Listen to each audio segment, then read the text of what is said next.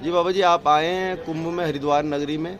हम जानना चाहेंगे आप कहाँ से आए हैं और हम हाँ। महंत बाबा मलखानगिरी इस वक्त श्री पंचदशनाम जूना अखाड़े के भैरव अखाड़े में उपस्थित हैं और समस्त देशवासी भक्तगणों के लिए एक सूचना देते हुए कि इस वर्ष हरिद्वार के महाकुंभ में संतों का पूर्ण रूप से आगमन हो चुका है और श्रद्धालुओं की आस्था का पर्व जो है वह फीका हल्का महसूस हो रहा है। श्रद्धालु आस्था में नहीं डुबकी लगाएंगे।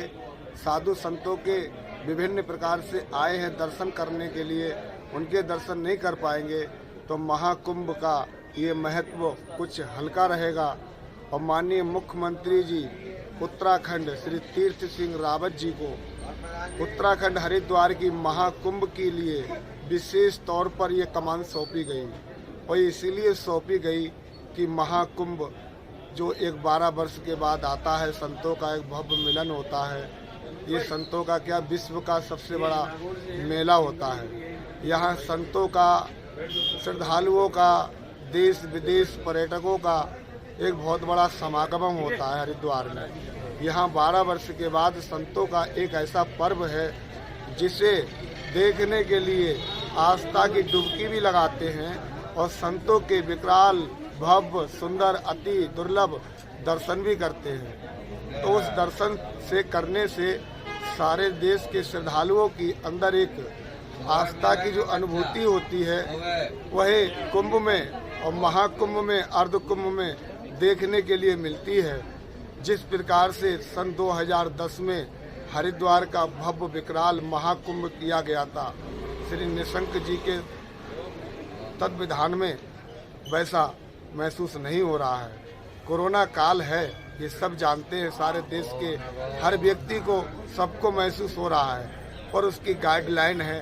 खंड से यही अपेक्षा आशा कर सकते हैं हम संत लोग कि हमारे हरिद्वार को भव्य दिव्य जो बनाने की आपने कल्पना की है उसे पूर्ण करें, अधूरा ना छोड़ें। कोरोना के नाम पर कोरोना है, ठीक है, उसको व्यवस्थित कराएं, लोगों को पालन कराएं, पर श्रद्धालुओं को किसी प्रकार की असुविधा ना हो। संतों का भी भरण पोषण श्रद्धालु ही करते हैं।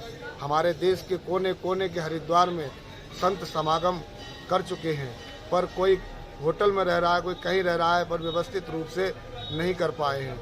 हमारे संतों ने कितना परिश्रम कठिन किया जो हरिद्वार तक पहुँचे हैं। अब उनके दर्शन के लिए अगर हमारे देश के प्रदेश के साधु संत भक्त के दर्शन नहीं कर पाएंगे तो भक्त भी कैसे दर्शन कर पाएंगे। यही एक मिलन होता है आत्मा से परमात्मा का। जब भक्ति नहीं होंगे तो भगवान संत यह क्या करेंगे। तो हमारे मुख्यमंत्री जी को बहुत बहुत धन्यवाद। कोरोना के नाम पर हमारे देश के साधु के संग, संतों के संग छल न किया जाए और श्रद्धालुओं को आने दिया जाए। ये कोरोना महामारी एक केवल बहाना है, उसको चलाते रहे, हमारा कहने का मतलब ये है। लेकिन श्रद्धालु को आस्था डुबकी लगाने दी जाए। गंगा माँ पावन डुबकी लगाने का मन होता है हर किसी व्यक्ति का। आप कुंभ घूमने आए हैं भैया? हाँ जी सर। तो आप यहाँ पे आए हैं तो आपको कैसा लग रहा है यहाँ पे कि जैसे कुंभ आपने और भी देखे होंगे? कुंभ हमने देखा है, इलाहाबाद कुंभ देखा है पिछले साल, उसके पहले नासिक कुंभ देखा है, उनसे पहले हरिद्वार देखा है 2010 में। उनमें अच्छी व्यवस्था थी। इस बार कोरोना महामारी के कारण थोड़ी दिक्कत हो रही है। जो हम प्रधानमंत्री जी मोदी जी से ये अनुरोध करना चाहते हैं कि इनसे कुंभ में तो कोरोना आ रहा है, ये आपको लग रहा है, पर चुनाव में नहीं आ रहा है, तो दोनों ही प्रत्यक्षीकरण हो, दूध का दूध और पानी का पानी हो, ये हम सरकार से अनुरोध करना चाहते हैं। और जनता समझदार है।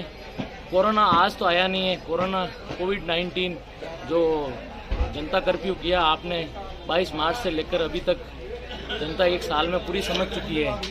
मरने को सबसे डर लगता है, पर जो साधु संतों के सानिध्य में आता है तो उनकी आयु तो भगवान वैसे ही बढ़ा देते हैं। और साधु संत वैसे ही 12 साल में, ये जो तपस्वी हैं जो 12 साल में एक बार मिलते हैं, तो इनके दर्शन दुर्लभ हैं। फिर आप दर्शन क्यों नहीं करने देते हैं जनता को? ये हमारी मांग है। जो साधु संत वैसे ही ये तपस्या में विलिप्त रहते हैं और इनके दर्शन वैसे ही कुंभ में होते हैं, फिर सरकार क्यों नहीं करने देती है जनता से? उसमें बच्चा क्या है कि आदमी संदेह में पड़ा हुआ है ना, बीमारी की वजह से मनुष्य संदेह में पड़ा हुआ है। वहाँ जाने के बाद में अपने को ना जाने क्या आपत्ति आए, इसलिए मनुष्य कम आ रहा है डर के मारे, क्योंकि ये बीमारी का सब दुर्व्यभूत लगा हुआ है बच्चा, इसलिए मनुष्य डर के मारे कम आ रहा है। फिर आने जाने में भी कठिनाइयाँ पड़ रही हैं, बहुत सी गाड़ियाँ बंद पड़ी हुई हैं, आने जाने में भी परेशानी है। अब गाड़ियाँ जाके चालू हुई है, धीरे धीरे जनता आएगी। जब आखिरी साइड 27 की है, तो कोई प्रॉब्लम नहीं है, तो इस बारे में आप क्या कहना चाहेंगे? अब इस मामले में क्या, देखो हर आदमी अपने अपनी झांकी जमाने में लगा हुआ बच्चा, अब इसके लिए तो मैं क्या ज़्यादा बोल सकता हूँ। सब अपनी अपनी सरकार का वो है। हाँ, अपनी अपनी झांकी में हर आदमी लगा हुआ है, जिसकी लाठी उसकी भैंस है। उसकी लाठी उसकी सरकार की भैंस। तरफ से आप लोगों के लिए सुविधाएं आप पूरी है, जिस तरीके से सरकार कह रही है कि साधु संतों को पूरी सुविधाएं मिल रही हैं और जो है पूरा दिव्य और भव्य कुंभ चल रहा है उस तरीके से। अब हमारी तो बच्चा क्या सुविधा है, यही है कि गाड़ी में बैठ के आ गए, वही सुविधा है सरकार की। और नहीं तो बाकी तो बच्चा सब खर्चा हम अपना अपना उठा रहे हैं, सब संत लोग हमारे श्री महंत लोग सब खर्चा करते हैं, खर्चा उठाते हैं, और हम भी लेके आते हैं। ऐसा नहीं कि खर्चा करने के लिए हम भी करते हैं।